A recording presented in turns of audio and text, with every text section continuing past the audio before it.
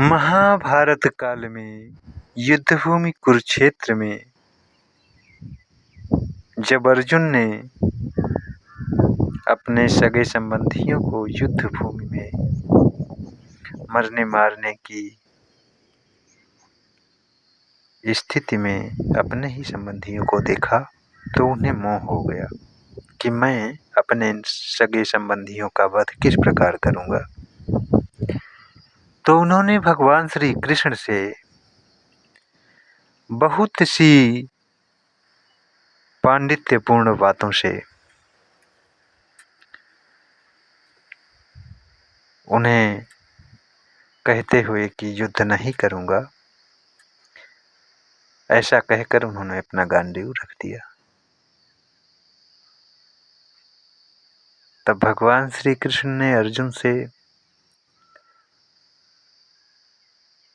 यह उपदेश करते हुए कि हे अर्जुन,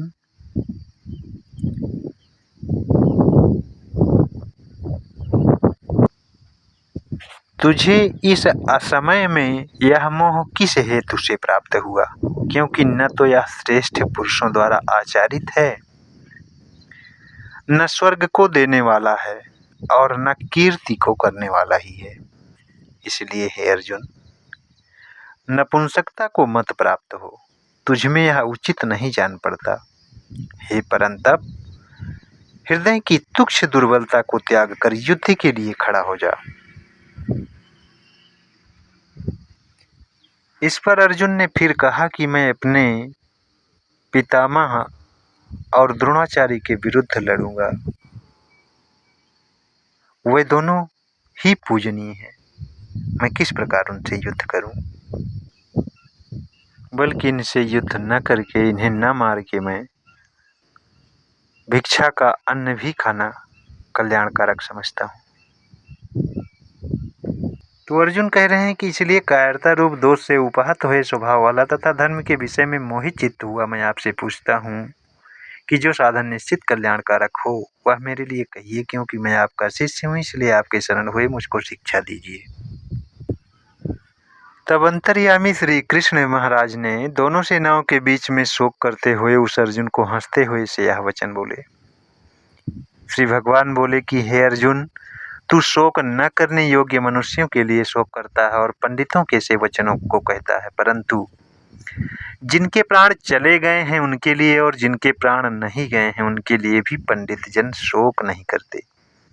न तो ऐसा ही है कि मैं किसी काल में नहीं था, तू नहीं था, अथवा ये राजा लोग नहीं थे, और न ऐसा ही है कि इससे आगे हम सब नहीं होंगे। जो इस आत्मा को मारने वाला समझता है तथा जो इसको मरा मानता है, वे दोनों ही नहीं जानते, क्योंकि यह आत्मा वास्तव में न तो किसी को मारता है और न किसी के द्वारा मारा जाता है। यह आत्मा किसी काल में भी न तो जन्मता है और न मरता ही है, तथा न यह उत्पन्न होकर फिर होने वाला ही है, क्योंकि यह अजन्मा, नित्य, सनातन और पुरातन है। शरीर के मारे जाने पर भी यह नहीं मारा जाता। हे पृथापुत्र अर्जुन, जो पुरुष इस आत्मा को नाश रहित, नित्य, जन्मा और अव्यय जानता है, वह पुरुष कैसे किसको मरवाता है और कैसे किसको मारता है।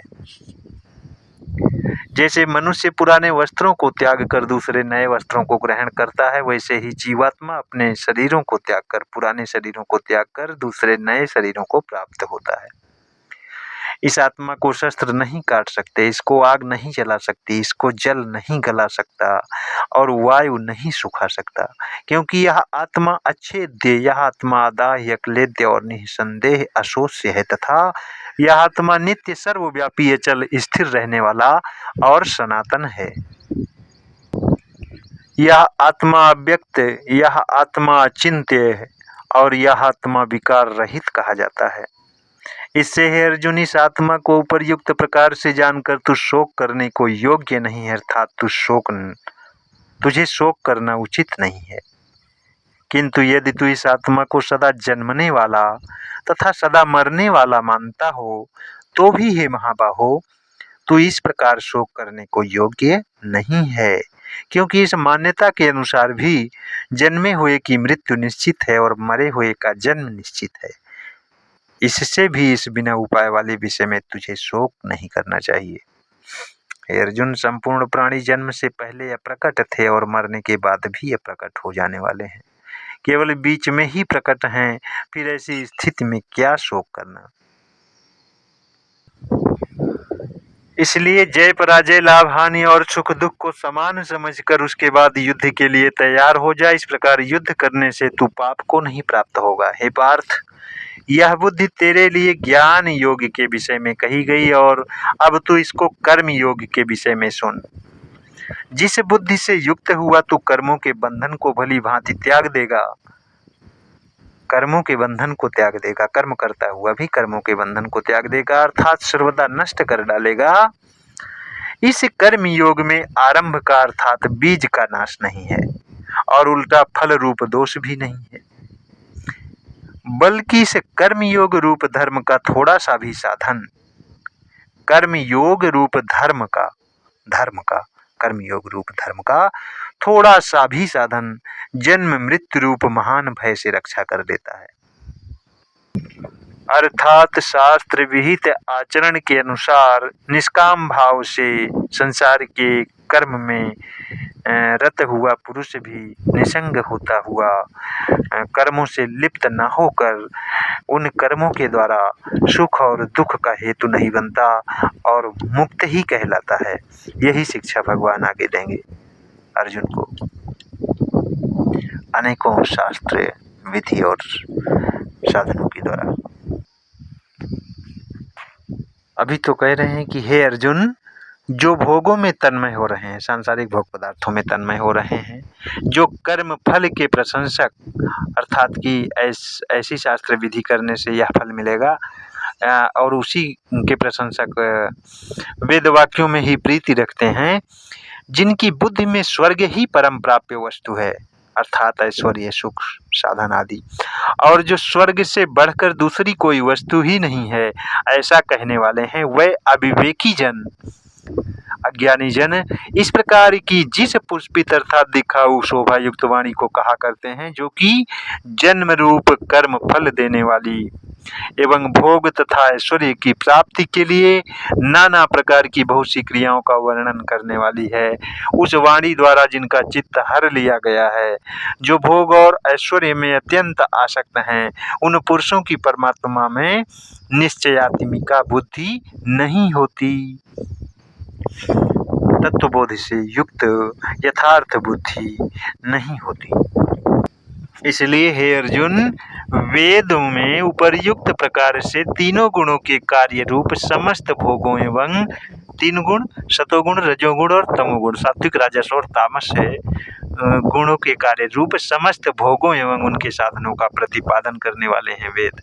इसलिए तू उन भोगों एवं उनके साधनों में आसक्तिहीन अर्थात ममता रहित होकर हर्ष शोक आदि द्वंद्वों से रहित नित्य वस्तु परमात्मा में स्थित योगक्षेम को न चाहने वाला और स्वाधीन अंतःकरण वाला हो,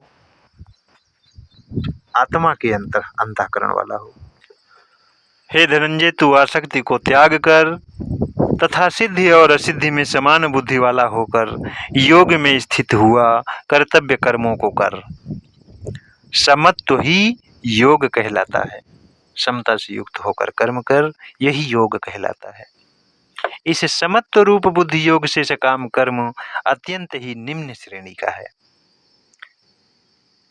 इसलिए हे धनंजय, समत्व रूप बुद्धि योग से सकाम कर्म अत्यंत ही निम्न श्रेणी का है। इसलिए हे धनंजय, तू सम बुद्धि में ही रक्षा का उपाय ढूंढ अर्थात बुद्धि योग का ही आश्रय ग्रहण कर, क्योंकि फल के हेतु बनने वाले अत्यंत दीन है अर्थात यह आसक्ति और कामना से युक्त कर्म करने वाले बहुत दीन अर्थात दुख पैदा करने वाले हैं।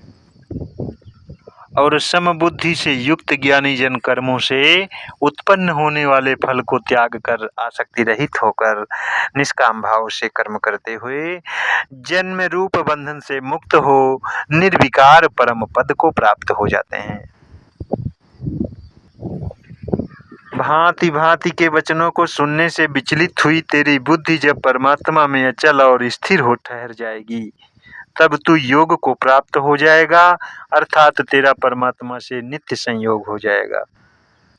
अर्थात जब भगवान के अद्वितीय ब्रह्म की स्थिति में हमारा चित्त अभ्यास के द्वारा उसी में अभ्यास से लीन हो जाएगी हमारी बुद्धि, तब परमात्मा से नित्य संयोग हो जाएगा, ठहर जाएगी उसमें हमारी बुद्धि चित्त। तो अर्जुन बोले, हे जनार्दन, यदि आपको कर्म की अपेक्षा ज्ञान श्रेष्ठ मान्य है तो फिर हे केशव मुझे भयंकर कर्म में क्यों लगाते हैं? आप मिले हुए से वचनों से मेरी बुद्धि को मानो मोहित कर रहे हैं, इसलिए उस एक बात को निश्चय कर गए कहिए जिससे मैं कल्याण को प्राप्त हूँ। तो श्री भगवान बोले कि हे निष्पाप, इस श्लोक में 2 प्रकार की निष्ठा मेरे द्वारा पहले कही गई है। उनमें से सांख्य योग की निष्ठा तो ज्ञान योग से और योगियों की निष्ठा कर्म योग से। ज्ञान योग और कर्म योग। अर्जुन ने कहा कि हमें जब ज्ञान श्रेष्ठ है तो हमें कर्म में क्यों लगाते हो? तो भगवान कह रहे हैं कि हमारे द्वारा 2 प्रकार की निष्ठा कही गई है, एक सांख्य योग और दूसरी योगियों की निष्ठा कर्म योग से होती है। कर्म योग और ज्ञान योग।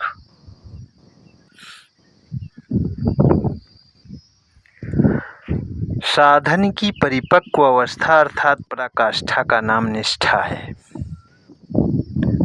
माया से उत्पन्न हुए संपूर्ण गुण ही गुणों में बरतते हैं, अर्थात यह संसार ही संसार में बरतता है। ऐसे समझकर तथा मन, इंद्रिय और शरीर द्वारा होने वाली संपूर्ण क्रियाओं में कर्तापन के अभिमान से रहित होकर सर्वव्यापी सच्चिदानंद घन परमात्मा में एक ही भाव से स्थित रहने का नाम ज्ञान योग है। इसी को संन्यास, सांख्य योग आदि नामों से कहा गया है। और फल और आसक्ति को त्याग कर भगवान की आज्ञा के अनुसार केवल भगवान के लिए ही समत्व बुद्धि से कर्म करने का नाम निष्काम कर्म योग है। इसी को समत्व योग, बुद्धि योग, कर्म योग, तदर्थ कर्म, मदर्थ कर्म, मत कर्म आदि नामों से कहा गया है। यह सांख्य निष्ठा का निरूपण हुआ। और कहते हैं भगवान की मनुष्य न तो कर्मों को आरंभ किए बिना कर्म किए न रह सकता है, निष्कर्मता को प्राप्त नहीं हो सकता, अर्थात योग निष्ठा को प्राप्त नहीं होता, और न कर्मों के केवल त्याग मात्र से सिद्धि यानी सांख्य निष्ठा को ही प्राप्त होता है। अर्थात शरीर से सन्यासी बनकर भी यदि मन से सन्यास न हो तो संसार के त्याग मात्र से भी सिद्धि यानी सांख्य निष्ठा, संन्यास मार्ग नहीं प्राप्त होती। निसंदेह कोई भी मनुष्य किसी भी काल में क्षण मात्र भी बिना कर्म किए नहीं रहता, क्योंकि सारा मनुष्य समुदाय प्रकृति जनित गुणों के द्वारा परवश हुआ कर्म करने के लिए बाध्य किया जाता है। जो मूढ़ बुद्धि मनुष्य समस्त इंद्रियों को हठ पूर्वक ऊपर से रोककर मन से उन इंद्रियों के विषयों का चिंतन करता हुआ मिथ्याचारी रहता है, मिथ्याचारी अर्थात दंभी कहा जाता है। किंतु हे अर्जुन, जो पुरुष मन से इंद्रियों को वश में करके अनासक्त हुआ समस्त इंद्रियों द्वारा कर्म योग का आचरण करता है वही श्रेष्ठ है। कर्म योग का आचरण करता है वही श्रेष्ठ है। तू शास्त्र विहित कर्तव्य कर्म कर, शास्त्र जैसी आज्ञा करते हैं उस प्रकार कर्तव्य कर्म कर, क्योंकि कर्म न करने की अपेक्षा कर्म करना श्रेष्ठ है, तथा कर्म न करने से तेरा शरीर निर्वाह भी सिद्ध नहीं होगा। प्रजापति ब्रह्मा ने कल्प के आदि में यज्ञ सहित प्रजाओं को रचकर उनसे कहा कि तुम लोग इस यज्ञ कर्म यज्ञ के द्वारा वृद्धि को प्राप्त हो, और यह यज्ञ तुम लोगों को इच्छित भोग प्रदान करने वाला हो। शास्त्र विहित कर्म, तुम लोग इस शास्त्र विहित कर्म योग के यज्ञ के द्वारा देवताओं को उन्नत करो और वे देवता तुम लोगों को उन्नत करें। इस प्रकार निस्वार्थ भाव से एक दूसरे को उन्नत करते हुए तुम लोग परम कल्याण को प्राप्त हो जाओगे।